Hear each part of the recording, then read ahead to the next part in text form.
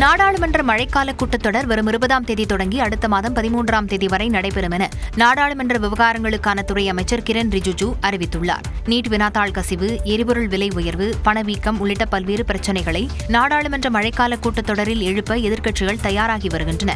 இந்நிலையில் தேசிய முக்கியத்துவம் வாய்ந்த விவகாரங்கள் குறித்த விவாதங்கள், ஆலோசனைகள் மற்றும் முடிவுகளுக்காக வரும் 20ஆம் தேதி மழைக்கால கூட்டத்தொடர் தொடங்குவதாக அமைச்சர் கிரண் ரிஜிஜூ தெரிவித்துள்ளார். மறுபுறம் இந்த கூட்டத்தொடரில் மொத்தம் 19 அமர்வுகள் இருக்கும் என்றும் அதிகாரிகள் தரப்பில் தகவல் வெளியாகியுள்ளது.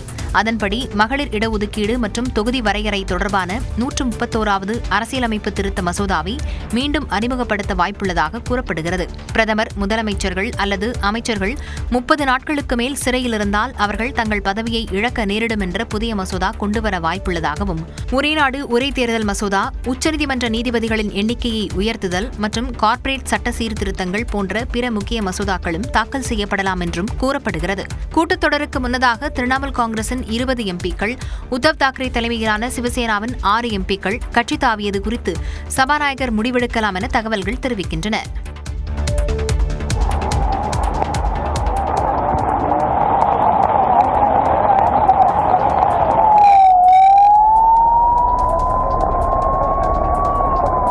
மும்பையில் கனமழையை தொடர்ந்து கடும் வெள்ளப்பெருக்கு ஏற்பட்டதால் மக்கள் பரிதவிப்புக்கு ஆளான காட்சிகளே இவை.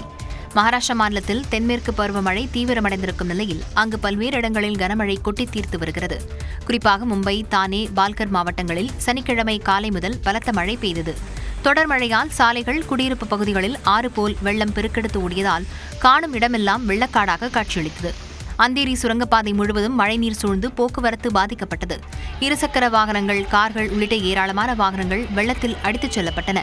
அதே நேரத்தில் பொதுமக்கள் உற்சாகமாக வெள்ள நீரில் நீந்தி மகிழ்ந்தனர். மும்பையின் புறநகர் பகுதியான பாண்டுப் நகரில் சாலையின் ஒரு பகுதி திடீரென சரிந்து விழுந்தது.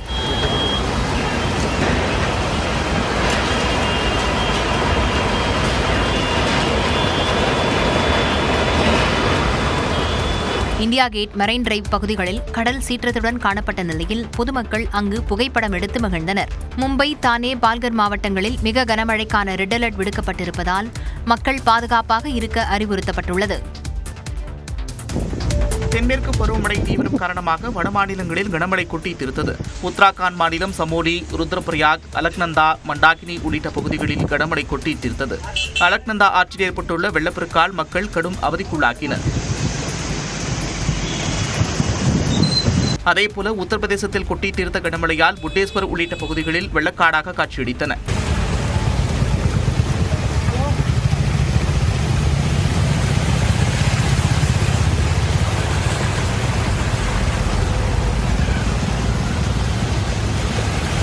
குஜராத்தின் ஜுனாகத், மிந்தார்த்தா உள்ளிட்ட பகுதிகளில் கனமழை வெளுத்து வாங்கியது.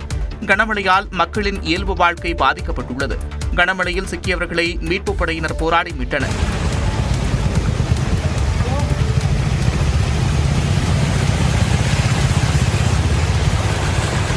ஜம்மு காஷ்மீரில் கொட்டி தீர்த்த மழையால் ராம்நகர், உதம்பூர் பகுதிகளில் நிலச்சரிவு ஏற்பட்டது. கவுஹா பகுதியில் மலை சாலையில் விழுந்த ராட்சத பாறையால் போக்குவரத்து நெரிசல் ஏற்பட்டது.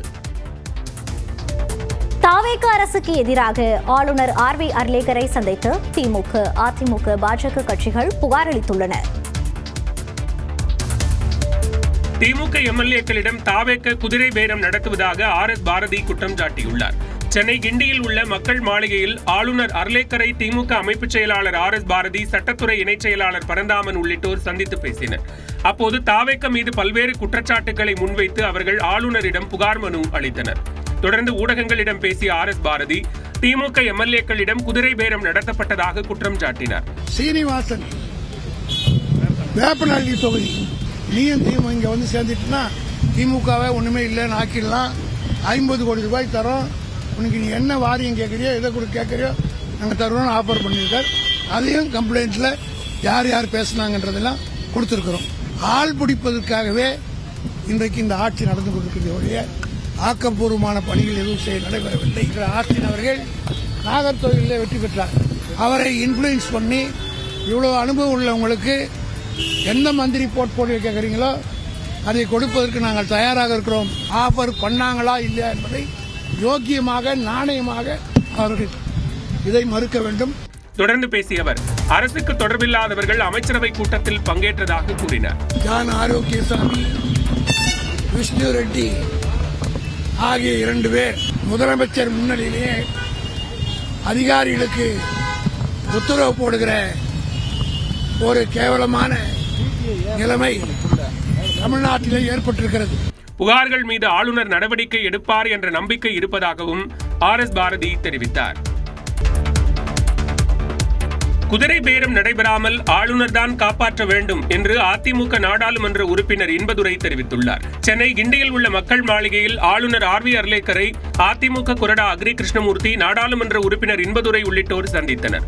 அப்போது தாவேக தங்களது MLA-க்களை குதிரை பேரம் மூலம் விலைக்கு வாங்குவதாக குற்றம் சாட்டி புகார் மனு அளித்தனர். பின்னர் ஊடகங்களிடம் பேசிய இன்பதுரை, தகுதி நீக்க மனுக்கள் நிலுவையில் இருக்கும் போதே அதிமுக MLA-க்களின் ராஜினாமாவை சபாநாயகர் ஏற்பது சட்டவிரோதம் என்றார். நடவடிக்கை எடுக்கணும். நாங்க ஒரு மனுவை கொடுத்திருந்தோம். அந்த மனு நிலுவையில் இருக்கும் போதே 4 பேர் ஓடி போய் ரிசைன் பண்றவங்க அதே வேகத்தில் ஓடி போய் மாறியில் இருக்கிற போய் ஆதவ அர்ஜுனை சந்திச்சு கட்சியில இணைகிறாங்க. இதனால இது குதிரை பேரம். அவ்வாறு மன்னிப்பு பெற்ற இருவர் ஒரு 15 நாள் 20 நாள் கழிச்சு மீண்டும் கட்சி தாவுனா, அப்ப கட்சி தாவல் தடை சட்டம்னு ஒண்ணு இருக்குல்ல, 10th ஷெட்யூல், அதோட நோக்கம் என்ன? இதெல்லாம் யார் காப்பாற்றணும்னா கவர்னர் தான் காப்பாற்றணும். தொடர்ந்து பேசிய அவர், அரசுக்கு தொடர்பில்லாதவர்கள் அமைச்சரவை கூட்டத்தில் பங்கேற்றதாக குற்றம் சாட்டினார். கேபினெட் மீட்டிங்ல ஒரு 2 பேர் கலந்துகிட்டதா ஒரு கம்ப்ளைண்ட். எனவே அதையும் விசாரிக்கணும். அந்த CCTV ஃபுட்டேஜ் எல்லாம் வாங்கி பார்க்கணும். அப்ப அதுல இல்லாத 2 பேர் கலந்து கொண்டா அது அபிஷியல் சீக்ரெசி ஆக்டுக்கு எதிரானது. தாவேக அரசு மீது எதிர்க்கட்சிகள் அடுத்தடுத்து புகார் அளித்திருப்பது சலசலப்பை ஏற்படுத்தியுள்ளது. அமைச்சர் விஸ்வநாதன் மீது போக்சோ சட்டத்தின் கீழ் நடவடிக்கை எடுக்க வேண்டும் என ஆளுநரிடம் பாஜக மாநில தலைவர் நயினார் நாகேந்திரன் புகார் மனு அளித்துள்ளார். மக்கள் மாளிகையில் ஆளுநர் RV அர்லேகரை பாஜக மாநில தலைவர் நயினார் நாகேந்திரன் திடீரென சந்தித்து பேசினார். அப்போது பல்வேறு கோரிக்கைகள் அடங்கிய புகார் மனுவை ஆளுநரிடம் நயினார் நாகேந்திரன் வழங்கினார். பின்னர் ஊடகங்களிடம் பேசிய நயினார் நாகேந்திரன் தனது கோரிக்கைகள் குறித்து விவரித்தார்.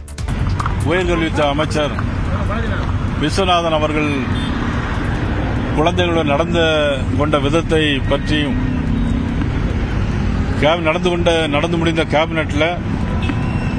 கேபினெட் அமைச்சர்கள் இல்லாமல் 2 தனிநபர்கள் ஜான் ஆரோக்கியசாமி, விஷ்ணு ரெட்டியும் அந்த கேபினெட் கூட்டத்தில் கலந்துருக்காங்க. இது குறித்து நடவடிக்கை எடுக்க வேண்டும் என்று ஆளுநர்களுடன் நாங்கள் மனு கொடுத்திருக்கிறோம். தொடர்ந்து பேசிய அவர், மத்திய அரசின் திட்டங்களை ஆய்வு செய்ய ஆளுநருக்கு அதிகாரம் இருப்பதாக கூறினார். இந்திய அரசியல் சட்டம் 167 படி ஆளுநர் மத்திய அரசுடைய திட்டங்களை ஆய்வு செய்யவும், அவர் எங்கெல்லாம் போகிறாரோ அந்த இடங்களில் அரசுடைய ஆய்வு செய்வதற்கு அவர்களுக்கு முழு அதிகாரம் இருக்கிறது. இதையெல்லாம் அரசியலாக்கக்கூடாது. நயினார் நாகேந்திரன் அளித்த மனுவின் விவரங்களை X பக்கத்தில் வெளியிட்டுள்ள மக்கள் மாளிகை, புகார் மீது உரிய நடவடிக்கை எடுக்குமாறும் முதலமைச்சர் விஜய்க்கு தேவையான அறிவுறுத்தல்கள் வழங்குமாறும் கோரிக்கை விடுக்கப்பட்டுள்ளதாக குறிப்பிட்டுள்ளது. ஆளுநர் மூலம் எதிர்க்கட்சிகள் தாவேக அரசுக்கு நெருக்கடியை உருவாக்க முயல்வதாக அமைச்சர் நிர்மல்குமார் தெரிவித்துள்ளார். தாவேக அரசின் செயல்பாடுகளுக்கு எதிராக திமுக, அதிமுக, பாஜக ஆகிய கட்சிகள் ஆளுநரை சந்தித்து புகார் அளித்துள்ளன. இந்நிலையில் ஊடகங்களிடம் பேசிய அமைச்சர் நிர்மல்குமார் எதிர்க்கட்சிகளின் குற்றச்சாட்டுகள் குறித்து கருத்து தெரிவித்தார். திமுகவும் அதிமுகவும் பாரதிய ஜனதா கட்சியும் ஒரே நேர்கோட்டில் ஒரே குறிக்கோளோட ஒன்றாக பயணிக்கிறார்கள். அது ஒண்ணுதான் வெளிப்படையா தெரியுது. இவர்கள் எல்லாம் சேர்ந்து கூட்டு சேர்ந்து எங்களுடைய MLA-க்களை பர்ச்சேஸ் பண்ணணும்னு நினைச்சாங்க. அது நடக்கல. அது நடக்காத பட்சத்தில் இன்னைக்கு எல்லாரும் சென்று ஆளுநரிடம் முறையிடுறோம். இல்லை ஆளுநரை முன்னாடி இருந்து இயக்குவதை திமுகவும் அதிமுகவும் பின்னாடி இருந்து செஞ்சிட்டு இருக்கு. என்ன வேணாலும் செய்யட்டும். கண்டிப்பா இது மக்களால் தேர்ந்தெடுக்கப்பட்ட அரசு. இதில் யாரும் எந்த விதத்திலும் இந்த அரசுகளை தொந்தரவு செய்ய முடியாது. இதற்கிடையே அமைச்சர் விஸ்வநாதன் மீதான பாஜகவின் புகாரை தமிழ்நாடு காங்கிரஸ் கமிட்டி தலைவர் மாணிக்கம் தாகூர் கண்டித்துள்ளார். இது தொடர்பான அவரது அறிக்கையில், தன்னுடைய குழந்தைகளாக கருதி அமைச்சர் வாஞ்சையோடு நடந்து கொண்டதை குறை கூறுவது காமாலை கண்ணுக்கு கண்டதெல்லாம் மஞ்சள் என்ற கதையாக இருப்பதாக தெரிவித்தார். மேலும் தாழ்த்தப்பட்ட சமூகத்தைச் சேர்ந்த ஒருவர் உயர்கல்வித்துறை அமைச்சராக இருக்கக்கூடாது என்கின்ற RSS வெறுப்பரசியலை வெளிச்சம் போட்டு காட்டுவதாகவும் மாணிக்கம் தாகூர் குற்றம் சாட்டியுள்ளார். மக்கள் பிரச்சினைக்கு தீர்வு காண தயக்கமின்றி மக்கள் மாளிகையை அணுகலாம் என ஆளுநர் RV அர்லேகர் தெரிவித்துள்ளார். சென்னையில் ஆளுநர் மாளிகையில் நடைபெற்ற புத்தக வெளியீட்டு விழாவில் பேசிய அவர், மக்களுக்காகத்தான் மக்கள் மாளிகை இருப்பதாக குறிப்பிட்டார். Anybody who wants to do it, we all are with you. Lok Bhavan is always with you people to do this. Don't feel hesitated. You can come here, tell your problem, whatever is possible on my side, we will be doing it. We will be doing it. தொடர்ந்து பேசிய அவர் மக்கள் பிரச்சினைகளுக்கு தீர்வு காண முதலமைச்சர் விஜயிடம் அறிவுறுத்துவேன் என கூறினார். As requested, I will certainly see that this particular government here, which is newly elected, the government wants to work for the people. I will certainly contact the Chief Minister and tell what is the plight of our brothers and sisters. I will tell them this is to be done. We will work here for this particular solution. ஆளுநரின் அதிகாரங்கள் குறித்து விவாதம் எழுந்துள்ள சூழலில் ஆளுநர் அர்லேகரின் இந்த பேச்சு கவனம் பெற்றுள்ளது. முன்னாள் அமைச்சர் சி விஜயபாஸ்கர் உள்ளிட்டோர் மீதான குட்கா முறைகேடு வழக்கை 12 வாரங்களுக்குள் விசாரித்து முடிக்க சென்னை உயர்நீதிமன்றம் உத்தரவிட்டுள்ளது. அதிமுக ஆட்சிக் காலத்தில் தமிழகத்தில் தடை செய்யப்பட்ட குட்கா பொருட்களை விற்பனை செய்ய லஞ்சம் பெற்றுக்கொண்டு அனுமதி வழங்கியது தொடர்பாக முன்னாள் அமைச்சர்கள் PV ரமணா, சி விஜயபாஸ்கர், சென்னை மாநகர முன்னாள் காவல் ஆணையர் ஜார்ஜ் உட்பட 26 பேருக்கு எதிராக சிபிஐ வழக்கு பதிவு செய்தது. இந்த வழக்கு சென்னை மாவட்ட ஆட்சியர் அலுவலக வளாகத்தில் உள்ள MP MLAக்கள் மீதான வழக்குகளை விசாரிக்கும் சிறப்பு நீதிமன்றத்தில் விசாரணையில் உள்ளது. இந்த வழக்கில் விசாரணை அதிகாரியிடம் வாக்குமூலம் அளிக்காதவர்கள் பலர் இந்த வழக்கில் சாட்சிகளாக சேர்க்கப்பட்டுள்ளதால் அவர்களை சிபிஐ தரப்பு சாட்சிகள் பட்டியலில் இருந்து நீக்க வேண்டும் அல்லது அனைத்து சாட்சிகளின் வாக்குமூலங்களின் நகல்களை வழங்க உத்தரவிட வேண்டும் என முன்னாள் ஆணையர் ஜார்ஜ் தரப்பில் சிறப்பு நீதிமன்றத்தில் மனு தாக்கல் செய்யப்பட்டிருந்தது. இந்த மனுவை சிறப்பு நீதிமன்றம் தள்ளுபடி செய்ததை எதிர்த்து ஜார்ஜ் தரப்பில் உயர்நீதிமன்றத்தில் மனு தாக்கல் செய்யப்பட்டிருந்தது. இந்த மனுவை விசாரித்த நீதிபதி இளந்திரையன் குட்கா முறைகேடு வழக்கில் பதிவு செய்யப்பட்ட சாட்சிகளின் வாக்குமூலங்கள் மனுதாரருக்கு ஏற்கனவே வழங்கப்பட்டு விட்டதை சுட்டிக்காட்டினார். எனவே மனுதாரர் கோரிக்கையை நிராகரித்த சிறப்பு நீதிமன்றத்தின் உத்தரவில் எந்த தவறும் இல்லை என கூறி முன்னாள் ஆணையர் ஜார்ஜின் மனுவை தள்ளுபடி செய்து உத்தரவிட்டார். அதே சமயம் குட்கா முறைகேடு வழக்கை 12 வாரங்களுக்குள் விசாரித்து முடிக்க வேண்டும் என சிறப்பு நீதிமன்றத்திற்கு நீதிபதி இளந்திரையன் உத்தரவிட்டார். ஆசிரியர்களாக பணியாற்றுவோருக்கான சிறப்பு தகுதி தேர்வில் இன்று 2ஆம் தாளுக்கான தேர்வு நடக்கிறது. தமிழ்நாடு முழுவதும் 222 மையங்களில் அரசு மற்றும் அரசு உதவி பெறும் பள்ளிகளில் பணியாற்றும் ஆசிரியர்களுக்கான தகுதி தேர்வு நடைபெற்றது. தமிழ்நாட்டில் அரசு மற்றும் அரசு உதவி பெறும் பள்ளிகளில் பணியாற்றி வரும் ஆசிரியர்களுக்கான தகுதி தேர்வு நேற்றும் இன்றும் நடைபெறுகிறது. இதில் இடைநிலை ஆசிரியர் பணிக்கான முதல் தாள் தேர்வு நெல்லை, கோவை, மயிலாடுதுறை, ராணிப்பேட்டை உள்ளிட்ட பல்வேறு மாவட்டங்களில் உள்ள 222 மையங்களில் நடைபெற்றது. மாநிலம் முழுவதும் காலை 10 மணிக்கு தொடங்கிய தேர்வு பிற்பகல் 1 மணி வரை நடைபெற்றது. தேர்வை 61,386 பேர் எழுதினர். மாற்றுத்திறனாளி தேர்வர்களுக்கு கூடுதலாக 1 மணி நேரம் வழங்கப்பட்டது. இதனைத் தொடர்ந்து பட்டதாரி ஆசிரியர் பணிக்கான 2ஆம் தாள் தேர்வு இன்று நடைபெறுகிறது. 613 மையங்களில் நடைபெறவுள்ள இத்தேர்வை 1,67,743 தேர்வர்கள் எழுத உள்ளனர். தமிழ்நாடு, புதுச்சேரி மற்றும் காரைக்கால் பகுதிகளில் 6 நாட்களுக்கு மழை பெய்ய வாய்ப்பு இருப்பதாக வானிலை மையம் கணித்துள்ளது. இது தொடர்பாக வானிலை மையம் வெளியிட்டக்கூடிய செய்திக்குறிப்பில் வடமேற்கு வங்கக்கடல் மற்றும் அதனை ஒட்டிய வடக்கு ஒடிசா, மேற்கு வங்காள கடலோர பகுதிகளில் ஆழ்ந்த காற்றழுத்த தாழ்வு பகுதி நிலவுவதாகவும் அது அடுத்த 3 நாட்களில் மேற்கு வடமேற்கு திசையில் நகர்ந்து வடக்கு ஒடிசா மற்றும் வடக்கு சத்தீஸ்கர் பகுதிகளை அடையக்கூடும் என்றும் கணிக்கப்பட்டுள்ளது. இதன் காரணமாக இன்று முதல் 10ஆம் தேதி வரை தமிழ்நாட்டின் ஒரு சில இடங்களிலும் புதுச்சேரி மற்றும் காரைக்கால் பகுதிகளிலும் மிதமான மழைக்கு வாய்ப்பு இருப்பதாக கூறப்பட்டுள்ளது. சென்னையை பொறுத்தவரை நகரின் ஒரு சில பகுதிகளில் இன்று லேசான மழை பெய்யக்கூடும் என்றும் வானிலை மையம் கணித்துள்ளது. அதே நேரம் சென்னையில் வெயிலின் தாக்கம் 98 டிகிரி ஃபாரன்ஹீட்டை ஒட்டி இருக்கக்கூடும் என்றும் வானிலை மையம் கணித்துள்ளது. திருவள்ளூர் மாவட்டத்தில் விபத்திற்குள்ளான ஆலையில் இருந்து அமோனியா வாயுவை அகற்றும் பணிகள் தீவிரமாக நடைபெற்று வருகின்றன. பெரியபாளையம் அருகே கன்னிகைப்பேர் கிராமத்தில் உள்ள கடல் உணவு ஏற்றுமதி ஆலையில் கடந்த 21ஆம் தேதி அமோனியா கசிந்து விபத்து ஏற்பட்டது. இதில் 18 பேர் உயிரிழந்தனர். இந்நிலையில் ஆலையில் இருந்து 2 டன் அமோனியாவை டேங்கர் லாரிகள் மூலம் பாதுகாப்பாக அகற்றும் பணி நடைபெற்று வருகிறது. இதனை ஒட்டி ஆலையை சுற்றி 300 மீட்டருக்கு தடை செய்யப்பட்ட பகுதியாக அறிவிக்கப்பட்டது. இதற்கிடையே நியூஸ் 18 தமிழ்நாடு தொலைக்காட்சிக்கு பிரத்யேக பேட்டி அளித்த திருவள்ளூர் ஆட்சியர் கவிதா, அமோனியா வாயுவை முழுமையாக வெளியேற்றுவதற்கு 4 நாட்கள் வரை ஆகலாம் என்றார். அங்கே உள்ளர எக்ஸ்பர்ட் டீம் பண்ணிட்டு இருக்காங்க. வெளியே வார்ம் ஜோனில் அவங்கள ரெஸ்கியூ டீம் இருக்காங்க, NDRF ambulance and fire service. இங்கே அவுட்டர் பெரிஃபரியில் ஒரு சேஃப்டிக்காக நம்ம இருக்கோம். அடிஷ்னலாக எவாக்குவேஷன் ஏதாவது சப்போர்ட் தேவை அப்படிங்கிறதுக்காக. இப்போ இந்த ரிமூவல் ப்ராசஸ் முடிய இன்னும் ஒரு 3-4 டேஸ் ஆகிடும். அதெல்லாம் கம்ப்ளீட்டாக முடிச்சதுக்கப்புறம் டெம்பரரியாக சீல் வைப்போம். பெர்மனன்ட் க்ளோஷர்ஸ் வந்து லிட்டிகேஷன்ஸ் முடிஞ்சதுக்கப்புறம், லீகல் இதெல்லாம் முடிச்சதுக்கப்புறம் பெர்மனெண்ட்டாக வரும். இந்நிலையில் ஆலையில் இருந்து அமோனியா வாயுவை அகற்றும் பொழுது லேசான கசிவு ஏற்பட்டதாகவும் பெரிய அளவில் பாதிப்பில்லை என்றும் மாவட்ட ஆட்சியர் கவிதா குறிப்பிட்டுள்ளார். இதுவரை 1500 லிட்டர் அளவிலான அமோனியா அகற்றப்பட்டுள்ளது. வீடு புகுந்து தாக்கிய வழக்கை வாபஸ் பெற அமைச்சர் மரிய வில்சன் சார்பில் தொடர்ந்து அழுத்தம் கொடுக்கப்பட்டு வருவதாக அவரது சகோதரர் மரிய குளோத் குற்றம் சாட்டியுள்ளார். புதுச்சேரி லாஸ்பேட்டை எழில் நகரில் தமிழக நிதியமைச்சர் மரிய வில்சனின் சகோதரர் மரிய குளோத் வசித்து வந்தார்.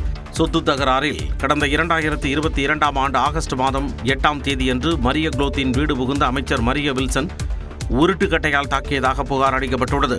இது தொடர்பான வழக்கில் குற்றப்பத்திரிகையை பெற அமைச்சர் மரிய வில்சன் நேரில் ஆஜராக வேண்டுமென புதுச்சேரி குற்றவியல் நீதிமன்ற நீதிபதி சேரலாதன் உத்தரவிட்டிருந்தார். எனினும் அமைச்சர் மரிய வில்சன் நேற்று விசாரணைக்கு ஆஜராகவில்லை. இதனால் வரும் 10ஆம் தேதி கட்டாயமாக நீதிமன்றத்தில் ஆஜராக வேண்டுமென நீதிபதி உத்தரவிட்டார். இதனிடையே செய்தியாளர்களை சந்தித்த மரிய குளோத் இந்த வழக்கை வாபஸ் பெற அமைச்சர் மரிய வில்சனின் ஆதரவாளர்கள் பல வழிகளில் அழுத்தம் கொடுத்து வருவதாக கூறினார். 2022 எங்கள் எம்எல்ஏ மனைவி மேலேயும் அவர் இந்த தாக்குதல் நடந்ததுக்கப்புறம் இந்த கேஸை வித்ட்ரா பண்ணணும்னு சொல்லிட்டு நிறைய எங்கள் மேலே ப்ரெஷர் நிறைய போட்டிருக்காரு. ப்ரெஷர்ன்ற சென்ஸ் எங்கள் மேலே நிறைய வழக்குகள் என் மேலேயும் மனைவி மேலேயும் போட்டிருக்காரு. எல்லாத்தையும் எதிர்கொண்டு தான் வரேன். நீதித்துறை மேலே எனக்கு என்றைக்குமே நம்பிக்கை இருக்குது. இந்த சம்பவத்திற்கு பிறகு தானும் தனது மனைவியும் தலைமறைவாக வாழ வேண்டிய நிலை ஏற்பட்டுள்ளதாகவும் தெரிவித்தார். மேற்காசிய போரின் போது எரிபொருள் பற்றாக்குறை என்று வதந்தி பரப்பப்பட்டதாகவும் மக்கள் தூண்டிவிடப்பட்டதாகவும் பிரதமர் நரேந்திர மோடி குற்றம் சாட்டியுள்ளார். ராஜஸ்தான் மாநிலம் ஜோத்பூர் விமான நிலையத்தின் புதிய முனையத்தை பிரதமர் நரேந்திர மோடி திறந்து வைத்தார்.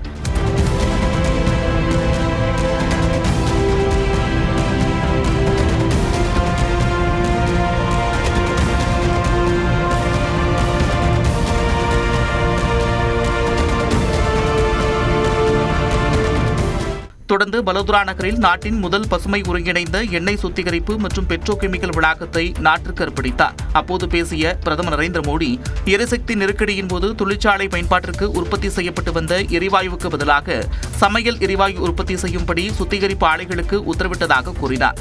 அத்துடன் இந்தியா தனது ராஜதந்திர சக்தியை பயன்படுத்தியதால் நெருக்கடியிலிருந்து மீள முடிந்ததாகவும் கூறினார். लोगों को डराया गया, भड़काया गया, राजनीति के खेल खेले गए, लेकिन जिनके इरादे गलत थे वो सफल नहीं हो पाए. 21ஆம் நூற்றாண்டின் புதிய இந்தியாவின் மன உறுதியும் முயற்சிகளும் நூற்றாண்டின் மிகப்பெரிய எரிசக்தி நெருக்கடியை வென்றிருப்பதாக பிரதமர் நரேந்திர மோடி தெரிவித்தார். சர்வதேச கிரிக்கெட் போட்டிகளில் அறிமுகமான மிக இளம் வயது இந்திய கிரிக்கெட் வீரர் என்ற புதிய சாதனையை படைத்துள்ள வைபவ் சூரியவன்ஷி சச்சினின் சாதனையை முறியடித்துள்ளார். ஐபிஎல் தொடரில் கலக்கிய வைபவ் சூரியவன்ஷி இந்திய அணியில் இடம்பெற்ற நிலையில் நேற்றைய போட்டியில் அறிமுக வீரராக களமிறக்கப்பட்டார். இதன் மூலம் 15 ஆண்டுகள் 99 நாட்கள் நிறைவடைந்த வைபவ் சூரியவன்ஷி சர்வதேச போட்டிகளில் அறிமுகமான மிக இளம் வயது இந்திய வீரர் என்ற சாதனையை படைத்தார். இந்திய அளவில் 16 ஆண்டுகள் 205 நாட்களில் சச்சின் டெண்டுல்கர் அறிமுகமானதே சாதனையாக இருந்த நிலையில் 37 ஆண்டுகள் கழித்து அதை வைபவ் சூரியவன்ஷி முறியடித்துள்ளார். சர்வதேச அளவில் 14 வயதில் அறிமுகமான பாகிஸ்தானின் ஹசன் ராசாவுக்கு பிறகு 2வது இடத்தில் வைபவ் சூரியவன்ஷி உள்ளார். மான்செஸ்டர் மைதானத்தில் நடந்த போட்டியில் இங்கிலாந்தின் வேக புயல் ஜோஃப்ரா ஆர்ச்சர் வீசிய 3வது ஓவரின் முதல் பந்தையும் ஜோஷ் டங்க் வீசிய 4வது ஓவரின் முதல் பந்தையும் வைபவ் சிக்ஸருக்கு பறக்கவிட்டார். எனினும் தனது முதல் சர்வதேச போட்டியில் 14 ரன்களில் வில் ஜாக்ஸ் பந்துவீச்சில் வைபவ் சூரியவன்ஷி ஆட்டமிழந்தார். ஃபிஃபா உலகக்கோப்பை கால்பந்து தொடர் காலிறுதிக்கு முந்தைய சுற்றுப் போட்டியில் பிரான்ஸ் பராகுவேவை எதிர்கொண்டது. அமெரிக்காவின் பிலடெல்பியா மைதானத்தில் நடந்த போட்டியில் முதல் பாதியில் இரு அணிகளும் கோல் அடிக்கவில்லை. ஆட்டத்தின் 65வது நிமிடத்தில் பிரான்ஸ் மாற்று ஆட்டக்காரர் டிசைர் டுவேவை பராகுவே வீரர் டிகோ கோமெஸ் பாக்ஸிற்குள் வீழ்த்தினார். இதனால் பிரான்ஸ் அணிக்கு பெனால்டி வழங்கப்பட்டது. கிடைத்த பெனால்டி வாய்ப்பை பயன்படுத்தி பிரான்ஸ் அணியின் நட்சத்திர வீரர் எம்பாப்பே மிக துல்லியமாக கோல் அடித்து பிரான்ஸை முன்னிலைப்படுத்தினார். அந்த ஒரு கோலே வெற்றியை தீர்மானிக்க 1-0 என்ற கோல் கணக்கில் பிரான்ஸ் அணி காலிறுதிக்கு முன்னேறியது. மற்றொரு ஆட்டத்தில் மொராக்கோ அணி 3-0 என்ற கோல் கணக்கில் கனடாவை வீழ்த்தி காலிறுதிக்கு முன்னேறியது. அமெரிக்காவின் ஹியூஸ்டன் நகரில் நடந்த போட்டியின் முதல் பாதியில் இரு அணிகளும் கோல் அடிக்கவில்லை. 2வது பாதியில் எழுச்சி கண்ட மொராக்கோ அணியில் அஸ்டின் உனாஹி 2 கோல்களும் மாற்று ஆட்டக்காரர் சுஃபியான் ரஹீமி 1 கோலும் அடித்து வெற்றியை உறுதி செய்தனர். இந்த வெற்றியின் மூலம் உலகக்கோப்பை வரலாற்றில் 2 முறை காலிறுதிக்கு தகுதி பெற்ற முதல் ஆப்பிரிக்க நாடு என்ற பெருமையை மொராக்கோ பெற்றுள்ளது.